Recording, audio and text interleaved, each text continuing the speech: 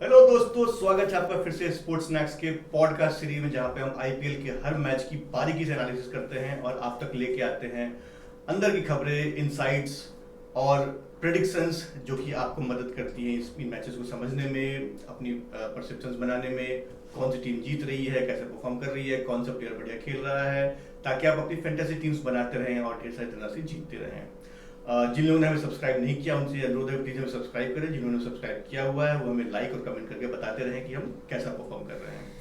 आज की चर्चा हम शुरू कर रहे हैं और आज हम बात कर रहे हैं match number 53, match number 54, match number 53 and 54, जो कि कल खेला गया था कोलकाता वर्सेस राजस्थान के बीच और पंजाब वर्सेस लखनऊ के बीच। और दोनों ही मैचेस एक ऐसा कहेंगे कि जो टीम्स जीती हैं उनके लिए जीत जरूरी थी, जो टीम्स हारी है उनके लिए जीत भी जाते तो बहुत ज्यादा फर्क नहीं पड़ता। हाँ, पहले हम बात करेंगे कोलकाता वर्सेस राजस्थान की, जहां पे काफी रोमांचक मैच हुआ था। एक रन से कोलकाता ने इस मैच को जीता, 2 अंक सिक्योर किए अपने, और अपनी प्लेऑफ्स की फाइट को अभी भी जीवित रखा है। इसमें मेरे हिसाब से तारीफ करनी चाहिए राजस्थान की, जिस तरीके से वो लोगों ने कमबैक की थी। नहीं, सीधी बात है। जैसे एक पॉइंट ऑफ टाइम पे राजस्थान वाले जब चेस कर रहे थे तो उनके विकेट्स इतनी जल्दी जल्दी गिरे थे कि उस टाइम पे किसी ने एक्सपेक्ट भी नहीं किया होगा कि इस तरीके का फाइट दे देंगे, लास्ट तक मैच खींच के ले जाएंगे।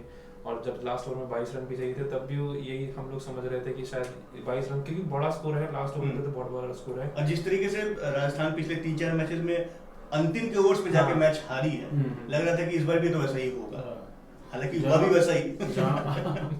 जहाँ एक ओवर में 9 रन चाहिए थे वो चेज नहीं हुए, जब 8 चाहिए थे तो वो चेज नहीं हुए। तो हालांकि 22 तो लग ही नहीं रहे थे कि चेज होंगे, बट फिर भी हाँ। शुभम दुबे ने जिस तरीके से बैटिंग की तो एक लग गया, माहौल सा तो बना दिया था कि भाई लग रहा है शायद कहीं निकालना ले जाए, इस बार रिकॉर्ड टूट ना रहे।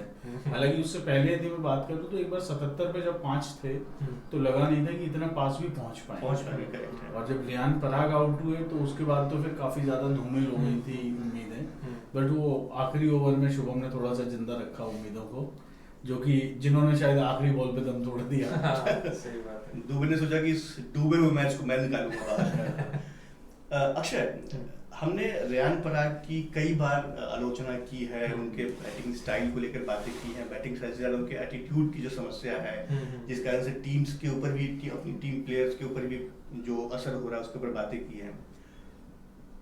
वो सारी बातों को एक तरफ रखते हैं और कल के मैच में जो जैसा उन्होंने परफॉर्म किया है, आई थिंक 35 या 40 बॉल पे जो 95 के आसपास बनाया था उन्होंने, कैसे देखते हैं इस मैच को? अगर हम इस अभी तक 2025 के सीजन में जितने मैचेस जो उनको हम भूल जाए कि वैसा कुछ हुआ था, और सिर्फ इस पारी को अगर हम देखें और रियान पराग के बारे में बात करनी हो तो आपसे 2 शब्द। नहीं, देखिए इंडिविजुअल तौर पे तो देखिए उनके लिए एक बड़ी इनिंग थी, नो डाउट। 95 उन्होंने मारे। ये सीजन जैसे उनका बहुत ही खराब रहा था, एक भी 50, हम लोगों ने कई बार बात करी कि एक भी 50 नहीं मारी उन्होंने, तो उस हिसाब से इंडिविजुअली तो उनके लिए बहुत अच्छा उन्होंने गेम दिखाया, अपना 95 रन मारे और बड़ा स्कोर लगाया। और स्पेशली उस टाइम पे लगाया जब टीम की भी सिचुएशन ऐसी थी कि कोई और उनको सपोर्ट नहीं कर रहा था बैटिंग में। ध्रुव जुरेल भी 0 पे आउट हो गए थे और उनसे ऊपर भी यशस्वी जायसवाल, हसरंगा वगैरह, ये सब मतलब जो भी उनके आसपास जो भी बैट्समैन थे वो इतना ज्यादा सपोर्ट नहीं कर रहे थे। और सिमरन हेटमायर की भी जो इनिंग्स थी 26 रन की थी शायद, उनने भी 22-23 बॉल दी थी। हाँ, स्ट्रगल करते हुए रहे थे। correct. तो एक तरीके से एक एंड से उन्होंने काफी मतलब इजीली रन बनाया और फ्लो ऑफ रन उन्होंने कंटिन्यू रखा है मैच में। एक तरीके से टीम को बना के रखा हुआ था। 8.5-9 का रन रेट लेके चल रहे थे उस टाइम पे भी जब वो बैटिंग कर रहे थे। हाँ, जब वो आउट हुए तब हम में से किसी ने शायद उम्मीद नहीं करी होगी कि लास्ट ओवर में 22 रन तक में भी टीम इस तरीके से चेस करके इतना पास पहुंच जाएगी। लेकिन हाँ, इंडिविजुअली तो उनके लिए बहुत अच्छी इनिंग्स रहती है, अच्छा रहेगा उनके लिए आगे आने वाले मैचेस में। मेरे ख्याल से रियान पराग के बारे में यदि बात करें तो एज एन इंडिविजुअल ऐसा नहीं खिलाड़ी में कोई कमी है। मैं वही पूछना चाह रहा था आपसे कि कल के मैच में, कल की जो उनकी इनिंग थी उसमें हमने देखा क्या स्टाइल और जो उनका जो क्लास है वो दोनों दिखाया। तो हमने बाकी के मैचेस में देखा है कि किस तरह से एटीट्यूड उनके क्लास पे हावी हो गया। तो आप इसको कैसे, Riyan Parag as a character आप कैसे सम अप करते हैं? देखिए, ऐसा नहीं था कि एटीट्यूड कल नहीं था, एटीट्यूड कल भी था, वो है उनका, बट कल वो इसलिए सपोर्ट हुआ क्योंकि शायद आप गेम को आपने खेला। ये सिर्फ एटीट्यूड तब ज्यादा हावी लगता है जब आप वही छोटे से रन बना के आउट हो जाते हैं। तो एक कैरिज्मा तो कैरी करते हैं रियान पराग, नो डाउट, आप उसको चाहे माने या ना माने, बट एक करिश्मा कैरी करते हैं, एक उनकी स्टाइल है अनोखी। और बट हाँ, क्या वो कहते हैं ना कि हर स्टाइल तब अच्छी लगती है जब आप परफॉर्म भी साथ में कर रहे हो। कल परफॉर्म किया, अच्छी लगी। जब तक परफॉर्म नहीं कर रहे थे तो सिर्फ लग रहा था स्टाइल ही मार रहे हैं। तो बट यदि आप पुराने भी उनके गेम्स देखेंगे तो ऐसा नहीं है कि टैलेंट की कमी है उनमें, टैलेंट अच्छा खासा है, कूट कूट के भरा है। बट कई बार वो स्टाइल ऐसा लगता है ओवर पावर कर जाती है उनकी परफॉर्मेंस को, which should be the other way round. नहीं, और देखिए इसमें स्किल सेट की भी बात आती है। देखिए उनमें स्किल सेट, टैलेंट है, शायद इसलिए 7-8 साल से इस टीम के साथ बने हुए हैं। उनको जाने भी नहीं दिया था। इस साल भी ऑक्शन जब हुए थे, मतलब ऑक्शन से पहले टीम में पहले से ये प्लेयर थे और शायद 14 करोड़ में इनको टीम में रखा गया था। तो देखिए स्किल्स और टैलेंट हमेशा से था, लेकिन वो ये कि उसको एग्जीक्यूट करने का जो सही तरीका है वो उनको शायद नहीं आया अभी तक, है ना। राहुल द्रविड़ कोच रहे हैं, वो खुद आप हम लोग सब जानते हैं कि किस तरीके के मतलब इंसान है वो, कि मतलब कौन सी अपनी वैल्यू मतलब कैरी करते हैं वो अपने साथ। तो अगर उस वैल्यू में से वो कुछ भी अगर सीख पाए रियान पराग, तो उनके लिए आने वाले टाइम पे काफी अच्छा रहेगा। डेफिनेटली मेरे हिसाब से तो अगर सम अप करना हो रियान पराग के इस पूरे इनिंग को अभी तक जो हुई है कि भाई अब तक जो था झाग, रियान पराग कल उसने दिखाई अपने अंदर की आग। क्या बात है, क्या लेकिन थोड़ा देर हो गई। हाँ, देर तो देखिए हो चुकी है। हाँ, थोड़ा नहीं काफी देर हो गई। देर तो हो चुकी है। अब राजस्थान के लिए कोई चांस बचा नहीं, कोई चांस नहीं बचा है। और जिस तरीके से प्लेऑफ्स के लिए लड़ाई चल रही है, मुझे तो लग रहा है शायद केकेआर के लिए भी बहुत ज्यादा चांस मुझे दिख नहीं रहा है। सही बात है, क्योंकि ऑलमोस्ट 11 मैच खेल चुके हैं और अभी आई थिंक शायद ऑलमोस्ट 11 पॉइंट हैं उनके पास। 5 मैचेस में 5 जीत मिली उन्हें और 5 जीत मिली है, एक रेलवेंट से नहीं, मजेदार चीज यहाँ पे ये है कि अभी जो प्लेऑफ्स के लिए जहाँ पे हम पहले बात कर रहे थे कि 14 पॉइंट्स आगे आप क्वालिफाई कर जाओगे, इस बार शायद 18 तक जाएंगी। मैं वही थोड़ा सा स्टैट्स की यही बात कर रहा था आपसे कि जैसे अभी 11 मैच में 11 पॉइंट पर हैं, यदि 14 भी खेल लेंगे और मैं कह रहा हूँ सारे जीत भी जाए तो भी 17 पहुंचेंगे। और वही आप जो कह रहे हैं कि भाई 14 के बाद एक कंफर्मेशन हो जाती थी, बट इस बार यदि आप देखेंगे तो जो टॉप ऊपर की 3 टीमें हैं वो सारे 11-11 के साथ 16-16 पॉइंट पर है और अभी भी क्वालिफाई नहीं किया, और अभी भी उनका क्वालिफिकेशन कंफर्मेशन नहीं है। तो आई थिंक वो भी आगे अपने 2-3 मैचेस जीतते हैं तो 20-22 के आसपास नजर आएंगे। तो फिर ये 15-16-17 की वैल्यू उतनी नजर दिखेगी नहीं आपको। अगर वेंटिलेटर पे हैं, हाँ शायद रिवाइव कर जाएं, शायद रिवाइव कर जाएं। किसी एक टीम का गेम ज्यादा ही खराब हो जाए, सारे मैचेस किसी एक की दवाई अगर रिएक्ट कर गई तो ये निकल जाएंगे वापस। कॉर्बो लॉर्बो चल रहा है, जीतबो रे होना मुश्किल लग रहा है। बट अगेन हाँ, कोलकाता की तरफ से अगर देखा जाए तो रसल जो अभी तक मसल नहीं दिखा पा रहे थे, कल उनका मसल देखने को मिला। हालांकि अगेन जो उनका स्टाइल रहा है अपने बैट को बॉल के ऊपर फेंकने की, वैसा ही कुछ पारी कल खेली उन्होंने। बहुत ज्यादा पावर उसके अंदर लगा के बॉल को मार रहे हैं और वही गेम भी है। हाँ, वही उनका गेम भी है। कल की इनिंग ही उनकी जो इनिंग थी उसी के चक्कर में 200 क्रॉस कर भी पाई थी। हाँ, अदरवाइज जो 7-7.5 के रन रेट से खेल रहे थे वो इतना ज्यादा लग नहीं रहा कि 180 भी पहुंचेंगे। तो एक वो पुश दिया रसल की इनिंग में। बिल्कुल। तो अगेन जहाँ पे कोलकाता के लिए इस मैच में था कि भाई तो हम जीत के अपने जो उम्मीदें हैं प्लेऑफ्स की उसको अलाइव रखेंगे। दर्शकों के लिए काफी अच्छा मैच था और जो राजस्थान रॉयल्स के फैंस हैं उनके लिए काफी अच्छा मैच था कि जो कप्तान उनके परफॉर्म नहीं कर पा रहे थे उन्होंने परफॉर्मेंस दी, अच्छा परफॉर्मेंस दिया, दमदार परफॉर्मेंस दिया, एक स्टेटमेंट परफॉर्मेंस दिया उन्होंने। और उम्मीद करेंगे कि बाकी जो 2 मैचेस बचे हैं उनके वो भी शायद वो इसी तरीके से खेले। एक कारण और दे दिया उन्होंने राजस्थान टीम को, उन्हें रिटेन करने का इस साल तो देख दिया। तो इस बार हो सकता है इस बार 14 करोड़ में रुपए, अगली बार 17 करोड़। सही, बड़ा स्ट्रेटेजिक टाइम पे इनिंग आई है। करेक्ट। दूसरा मैच हुआ था पंजाब वर्सेस लखनऊ पे। इसमें अगेन जिस तरीके से पंजाब खेल रही है वैसा ही खेल उन्होंने दिखाया। प्रोफेशनल मतलब जो उनके जो आपके टॉप ऑर्डर है उन्होंने फिर से परफॉर्म किया, उन्होंने फिर से अपोनेंट के बॉलर्स की धज्जियां उड़ाई और सही बात है, धज्जियां ही उड़ाई है। और 237 रन मार के गए वहां पे। 237 का टारगेट दिया, 237 मारा था उन्होंने। प्रभसिंह ने बड़ा अच्छा 90s के 91 गए वहां पे। कप्तान साहब ने फिर से अच्छी पारी खेली और जोश इंग्लिश जो अभी तक परफॉर्म नहीं कर रहे थे उनको प्रमोट किया गया था, उन्होंने कुछ एक अच्छा कैमियो खेला वहां पे। तो ओवरऑल तो पंजाब के बारे में जो हमने बातें की आज तक वैसे ही चला उनका और बढ़िया परफॉर्म किया उन्होंने। बात यहाँ पे करना चाहेंगे हम लखनऊ की। बड़ा मजा आता है लखनऊ की बात करने में। हमने देखा कि जिस मैच में पूरन और बाकी जो 2 ओपनर्स उसमें से कोई एक अगर नहीं चलता है वो मैच लखनऊ नहीं जीतती है। सही बात है। क्यों? क्योंकि कप्तान के ऊपर भरोसा नहीं है। बिल्कुल नहीं है। तो अगर आपके टॉप 3 में से कोई चल गया तो आपने ठीक ठाक स्कोर बना दिया, फिर आपके बॉलर्स के ऊपर है कि आप जिता दिया तो जिता दिया, वरना नहीं जीतते हैं। जो नहीं चले तो डेफिनेटली हारते हैं आप। जी जी बिल्कुल। क्या लगता है कप्तान का कोई रोल है कि उनको बाहर कर देना चाहिए? भाई टॉपर तो खेल रही है, भाई आप क्यों इसमें झूठ उनके एक स्लॉट खराब कर वैसे भी गुस्से में बैट इधर उधर फेंक ही रहे हैं तो डिसाइड कर सकते हैं। हालांकि देखिए यंग प्लेयर है, गेम तो अभी काफ़ी बाकी है, बट शायद मुझे ऐसा लग रहा है अपनी गलतियों से सीख नहीं रहे हैं। आप कितने भी बड़े खिलाड़ी हो, चाहे आप इनफैक्ट आप कितने भी महान खिलाड़ियों की बात करिएगा, वो सारे वही तभी बने हैं जब उन्होंने अपनी गलतियों से सीखा है। विराट कोहली भी आज की डेट में टॉप बैट्समैन है, तो ऐसा नहीं बीच में स्ट्रगल कर रहे थे। आप सचिन की बात कर लीजिए, आप लारा की बात कर लीजिए, हाँ। आप जितने ऐसे प्लेयर्स हैं इन्होंने गलतियां की हैं, गलतियों से सीखा है। तो मतलब देखिए आपको टैलेंट एक लिमिट तक ला सकता है, उसके बाद आपका हार्डवर्क और आपका एनालिसिस ऑफ द गेम बहुत जरूरी है कि मेरा क्या काम नहीं कर रहा है। हो सकता है आप जो आड़ा टेढ़ा उल्टा सीधा बैठ के लटक के जो आप लोट के पोट जमीन पे पिच पे सो गए 17-18 साल की उम्र में जो आप खेल लेते थे, हाँ। वो शायद आज आप 27-28 साल की उम्र में सेम शॉट नहीं खेल पा रहे हो, बट आपके अंदर फिर उतना पावर भी आया है कि आप सामने मार सकते हो। सामने कल उन्होंने छक्का मारा, बढ़िया शॉट था, तो फिर क्या जरूरत है आगे टेढ़े औने पौने शॉट चलाने की? यही मैं उनको पहले दिन से बोल रहा हूँ, बट वो भी ऋषभ पंत है, कैसे माने।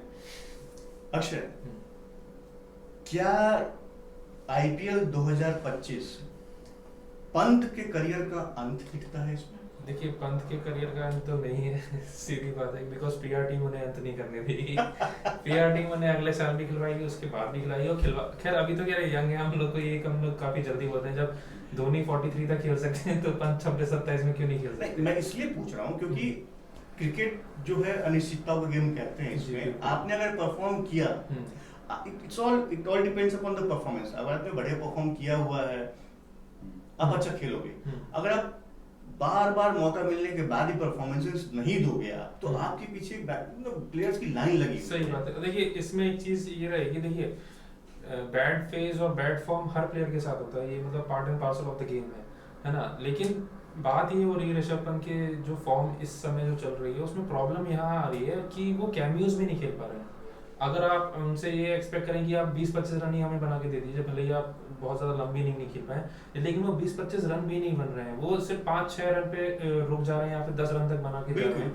तो उसमें एक प्रेशर वो अपनी टीम पे क्रिएट कर रहे हैं, स्पेशली मिडिल ऑर्डर में। बिकॉज हम लोगों ने अभी तक किसी भी वीडियो में लखनऊ सुपर जायंट्स की जो भी बात करी है उसमें हम लोगों ने ऋषभ पंत को टारगेट किया है, लेकिन ऋषभ पंत के साथ साथ एक बैट्समैन एक और है ऐसे जो बिल्कुल नहीं चल पा रहे हैं, अफ्रीका के डेविड मिलर ने भी किसी भी, आप ये मान के चलिए कि पंत की तब भी एक 50 है इस आईपीएल में, लेकिन डेविड मिलर का एक भी ऐसी इनिंग नहीं है जिसमें उन्होंने मतलब अच्छे से खेले हो या फिर थोड़ा बहुत अपना रंग दिखाया हो। बात हम वही कर रहे हैं ना कि जैसे लखनऊ की टीम सिर्फ टॉप 3 प्लेयर्स पे डिपेंडेंट है।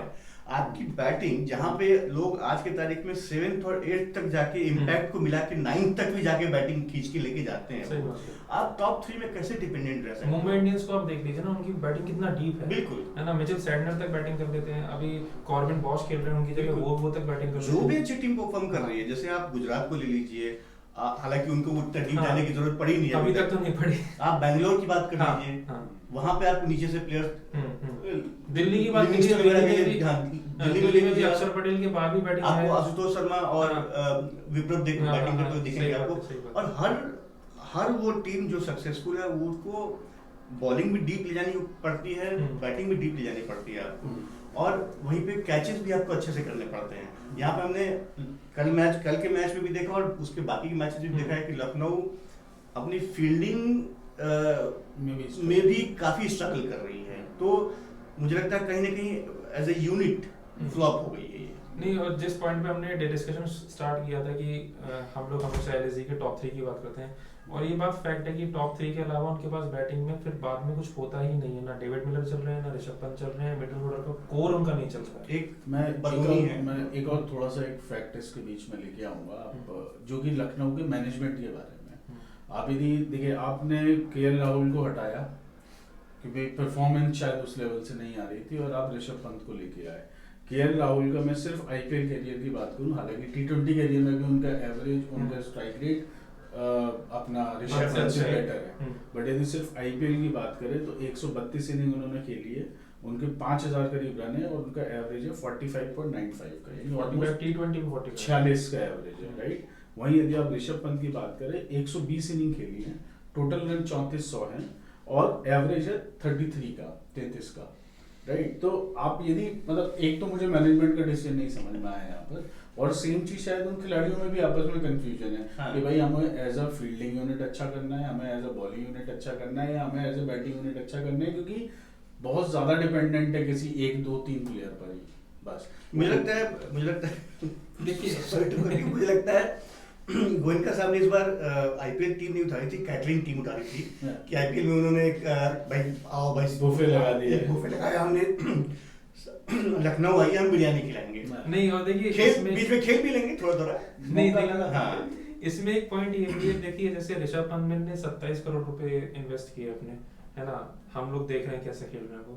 जॉस बटलर भी ऑप्शन में थे, 15.5 करोड़ में गए हैं वो गुजरात की टीम में, 15.5 करोड़ में तो 2 ऋषभ पंत खरीद दिए जाते ऑलमोस्ट, है ना, और जॉस बटलर भी आपको विकेट कीपिंग देते और प्लस कैप्टेंसी भी देते और बैटिंग आपको और उनकी डाउट ही नहीं जाएगा। उनकी परफॉर्मेंस देख रहे हैं आप। हां आई थिंक 5 आई थिंक 50 लगा चुके हैं। नहीं और जॉस बटलर का वैसे भी जो आईपीएल करियर का अगर आप कंपेयर करें विद ऋषभ पंत, तो ऋषभ पंत से ज्यादा रन, कोई कंपैरिजन है नहीं, स्ट्राइक रेट भी हाई है, हाँ, और एवरेज भी हाई है। तो मतलब ये अगर आप ये बेसिस पे आपने टीम बनाई कि हाँ मैं कि नेक्स्ट 3 या 4 साल के लिए हम लोग अपना ही कैप्टन बनाना चाहते हैं, तो चलिए आपका ऋषभ पंत एक ऑप्शन हो सकता है, बिकॉज़ मुझे वहां पे कोई फिट नहीं, इसलिए मैंने आपसे पूछा था कि क्या ये पंत के करियर का अंत है। क्यों? क्योंकि एक ऐसा प्लेयर जो अभी यंग है, अब उतना एक्सपोज नहीं है कप्तानी के लिए, आपने उनको कप्तानी की बात संभाल है, मे बी उतना प्रेशर कप्तानी का है या नहीं है पता नहीं, बट उस चक्कर में उनकी बैटिंग खराब हो रही है।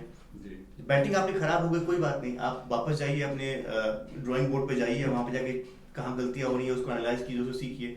हम वो भी नहीं कर पा रहे हैं, सेल्फ एग्जामिनेशन बहुत जरूरी है। बीच में हम देखते हैं कि उनकी कभी बहसबाजी की वीडियो आ जाती है जहीर खान के साथ, कभी उनके मैनेजमेंट के साथ, कभी बाकी प्लेयर्स के साथ, तो आपने टेंडर्स भी उतने ही दिखाने हैं। तो आप किसी भी मायने से जो एक स्पोर्ट्समैन स्पिरिट होता है प्लस इस क्रिकेट एज अ गेम की जो रिक्वायरमेंट होती है, उसके किसी भी बॉक्स में आप फिट नहीं बैठ पा रहे हैं। सही बात है। तो क्यों हैं आप फिर? और इसलिए मुझे लगता है गोयनका साहब के लिए मैं कहूंगा कि उनकी इस परिस्थिति आज ऐसी हो गई है, जैसे हम जब गाड़ियां चलाते हैं तो अपनी लेन में होते नहीं है कि अरे ट्रैफिक जाम लग गया है, मेरे सामने वाला जो है वो आगे बढ़ा ही नहीं रहा है, रुक रुक के बढ़ा रहा है, हमने उसको 4 गालियां दी, हमने लेन चेंज कर ली, क्या अब तो तेरे से आगे निकल के जाऊंगा मैं, और जैसे हमने लेन चेंज की वो गाड़ी वाला आगे चला गया हंसते हुए, ओके बाय। नहीं और यहाँ पे सर जो बोलना चाह रहे हैं, जिसको 4 गालियां पड़ी हैं वो है केएल राहुल आगे निकल गए। हाँ और वो इनका साथ पंत के साथ बैठ के अब मजे ले रहे हैं। सही बात है। तो इसलिए हमने कहा था कि भाई इस मैच में बातें करने के लिए बहुत ज्यादा है नहीं। गेम भी वन साइडेड था। हाँ गेम भी वन साइडेड था, पंजाब को 2 पॉइंट्स की जरूरत थी, उन्होंने सिक्योर किया। आई थिंक वो अब 17 पे चले गए, सेकंड स्पॉट पे आ गए 15 पॉइंट्स के साथ। हाँ अब वो अगर एक गेम जीतते हैं तो शायद क्वालिफाई कर जाएंगे वो। देखिए अब जिस पोजीशन में आपका आरसीबी और पंजाब और एमआई खेल रहे हैं, तो ऐसा लग रहा है कि टॉप 3 स्पॉट्स इनके कंफर्म हैं। फिर आते हैं आपके गुजरात टाइटंस, उनके पास एडवांटेज ये है कि उनके अभी 10 ही गेम हुए हैं, बाकी 4 गेम 11 हो गए, तो उनके अभी 4 गेम बचते हैं। तो उनके पास अभी भी एक मादा ये बचता है कि शायद वो सेकंड या टॉप उसमें फिनिश करे, क्योंकि 8 मैच जीते हैं 11 में से आरसीबी ने, और 7 मैच जीते हैं गुजरात टाइटंस ने 10 में से। तो आप देखिएगा तो दोनों टीमें 3-3 ही मैच हारी हैं। अगले यदि दोनों अपने आगे वाले सारे भी जीत गए तो 100% तो फिर जीटी टॉप पर फिनिश करेगी रादर देन आरसीबी। हाँ 2 भी जीतती है तो क्वालीफाई तो करी जाएगी, क्वालीफाई तो कंफर्म है। तो इसलिए अब फाइट है जीटी में, दिल्ली में, और यदि केकेआर थोड़ा बहुत केकेआर में, तो ये केकेआर का भी मैं तो ये मानता हूं कि हां डाइसी सही है, बिकॉज़ 17 पॉइंट्स भी फिनिश कर सकते हैं मैक्सिमम अगर वो सारे मैचेस यहां से जीतते हैं, लेकिन वो भी शायद मेरे हिसाब से इनफ नहीं होगा। अच्छी बात यह है कि अब आरसीबी के जो अगले 3 गेम है वो एलएसजी के अगेंस्ट है, सनराइजर्स के अगेंस्ट है और कोलकाता नाइट राइडर्स के अगेंस्ट। वो मैच इंटरेस्टिंग हो सकता है केकेआर वाला। तो पॉइंट ये है कि मतलब उनके सामने ना अभी पंजाब किंग्स है, ना एमआई है, ना जीटी है, तो इन तीनों की पोजीशन तो कहीं से भी अनसिक्योर नहीं हो रही है। नहीं और वहीं पर यदि हम पंजाब किंग्स की बात करें तो पंजाब किंग्स के सामने दिल्ली कैपिटल्स है, ये एक मैच इंटरेस्टिंग है। फिर मुंबई इंडियंस है, तो इनके बीच में भी आपस में और एक एक भिड़ंत बाकी है। राजस्थान रॉयल्स से तो आप बोल सकते हैं कि ऑलमोस्ट बाहर ही है। नहीं तो इनफैक्ट ये परिस्थिति तब होगी जब आज जो होने वाला मैच है दिल्ली वर्सेस हैदराबाद, उसमें दिल्ली 2 पॉइंट सिक्योर कर लेती है, तो नहीं तो फिर दिल्ली आप वर्चुअली उनको बाहर समझिए। फिर केकेआर और जीटी के बीच रेस होगी, जहां पे मे बी जीटी अपना बाजी निकाल लेगी। इस बार प्लेऑफ की रेस इतनी ज्यादा इंटरेस्टिंग हो गई है क्योंकि अभी दिल्ली भी 10 में से 6 जीत के 12 पॉइंट पर है। यदि वो आज का भी जीत जाती है तो वो भी 11 में से 7 जीत जाएगी, और फिर आपको जो टॉप 4 टीमें हैं उनमें से 3 टीमें, मतलब यदि मैं आरसीबी को हटा दूं जो 11 में से 8 जीती है, उसके बाद की चारों टीमें 11 में से 7, 11 में से 7, 11 में से 7। इस बार का प्लेऑफ इंटरेस्टिंग होने जा रहा है और हर मैच के बाद कैलकुलेशंस बदलेंगी। हर मैच के बाद लोग कैलकुलेटर्स लेके बैठेंगे। मतलब अगर आपको अभी और इंटरेस्टिंग बनाना है तो आज दिल्ली जीतनी चाहिए, तो और इंटरेस्टिंग हो जाएगा। आइए बात करते हैं दिल्ली के बारे में। आज की मैच नंबर 55 जो कि होने जा रहा है हैदराबाद में, जहां पे पिछले 2 दिनों से बारिश हो रही है। इस मैच में भी बारिश होने की संभावनाएं हैं। ये हो गया तो फिर दिल्ली के लिए नुकसान, दिल्ली के लिए नुकसान है क्योंकि हैदराबाद तो ऐसी बाहर है। मैं वही पूछ रहा था कि जहां पे बारिश के आसार दिख रहे हैं, उस केस में दिल्ली को अगर इस मैच को जीतना है तो क्या करना चाहिए? मान लीजिए वो अगर जीतते हैं, इंद्रदेव की पूजा करनी चाहिए। बाकी एसआरएच तो खुद आ जाएगी। इंद्रदेव तो मुझे लगता है दिल्ली के पक्ष में इंद्रप्रस्थ, दिल्ली का पुराना नाम इंद्रप्रस्थ है, तो इंद्रदेव की कृपा शायद बनेगी दिल्ली के ऊपर। लेकिन मुझे लगता है इनको अगर टॉस से जीतते हैं तो इनको पहले बल्लेबाजी करनी चाहिए, क्योंकि इनकी बल्लेबाजी अच्छी जा रही है और इनको कम से कम 230-240 का स्कोर बोर्ड पे डालना चाहिए ताकि एक मार्जिन से जीते। और बड़े मार्जिन से जीते ताकि इनका रन रेट जो है वो अच्छा हो। जिस तरह से एसआरएच खेल रही है, ये चाहे बैटिंग करे या बॉलिंग करे, एसआरएच इनको मौका देगी कि तुम जीत जाओ। और रही 230 बनाने की बात, तो यदि एसआरएच का दिन होगा तो वो 300 भी चेस कर जाएगी, नहीं होगा तो ये 155 भी बनाएंगे तो भी हार जाएगी। एसआरएच नहीं, अब जैसे आपकी सर तमन्ना है कि 230 का आसपास बनाए दिल्ली, तो वो एक केस यहाँ पे एक केस सिनेरियो ये बन सकता है कि जेक फ्रेजर-मैकगर को इस मैच में खिलाया जाए, करुण नायर फिर शायद बाहर बैठेंगे, और जो मतलब जो कॉम्बिनेशन ये बनेगा तो ओपनिंग करने के लिए फाफ डू प्लेसी और जेक फ्रेजर-मैकगर आएंगे। अगर जेक फ्रेजर-मैकगर का बैट चलता है तो 230 100% बनेगा, है ना। और अगर उनका बैट नहीं चलता है तो फिर वन डाउन आपको राहुल दिखेंगे, राहुल दिखेंगे या फिर अभिषेक पोरेल दिखेंगे, है ना। और 4th पोजीशन में फिर राहुल तो रहेंगे, तो वही बैटिंग ऑर्डर बनेगा। और फिर अक्षर होंगे और स्टब्स होंगे। हां, स्टब्स होंगे। तो यहाँ मुझे लगता है यहाँ पे अगेन डुप्लेसी के ऊपर जिम्मेदारी बढ़ जाती है कि एक छोर पे उनको टिक के रहना पड़ेगा, क्योंकि अगले छोर से जेक फ्रेजर होंगे जो कि जिनका एक मकसद होगा कि वो पहले बॉल से ही हिट चालू रखो। तो एक छोर फाफ डुप्लेसी को पकड़ कर रखना पड़ेगा, और अगर शुरू में 1-2 विकेट्स गिर जाती हैं तो फिर केएल राहुल जब आएंगे तो फिर इन दोनों को एक जिम्मेदारी पारी खेलनी पड़ेगी और इन दोनों को 16-17 ओवर तक लेके जाना पड़ेगा, तभी जाके दिल्ली शायद इस मैच को बिकॉज अभिषेक पोरेल और जेक फ्रेजर-मैकगर थोड़े से अपना रिस्क लेके खेलेंगे, बिकॉज अगर आपको इतना बड़ा टारगेट उनका रोल भी वही है, तो वो लोग अपना रिस्क लेंगे। और बाकी फाफ डू प्लेसी हो गए या केएल राहुल हो गए, उन्हें थोड़ा सा इनिंग्स को संभालना भी पड़ेगा। साथ में ये भी करना पड़ेगा कि संभालने के चक्कर में ये ना हो कि एक शेल में चले जाए कि 7 का रन रेट आ जाए, वो चीज नहीं करनी है। वो 9 के रन रेट के आसपास उन्हें खेलना ही चाहिए उस तरीके से। बिल्कुल। अगर दिल्ली चाहेगी कि 230-240 रन बनाए, उस केस में हैदराबाद की बॉलिंग में आप क्या देखते हैं? कौन उनके मैं तो उनकी बॉलिंग में वैसे कुछ नहीं देखता। उनकी बॉलिंग में देखने लायक एक ही बॉलर है, पैट कमिंस, कि वो किस तरह दूसरी टीम को जिताते हैं।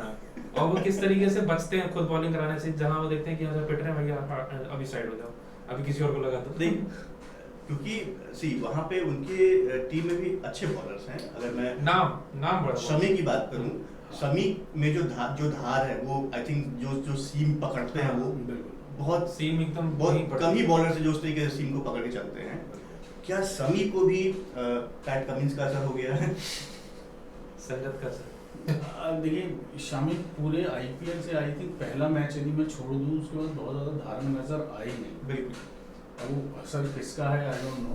थोड़ा बहुत हैदराबाद से उनका आई थिंक कनेक्शन अभी तक उतना जुड़ नहीं पाया है जितनी टीम को उम्मीद थी।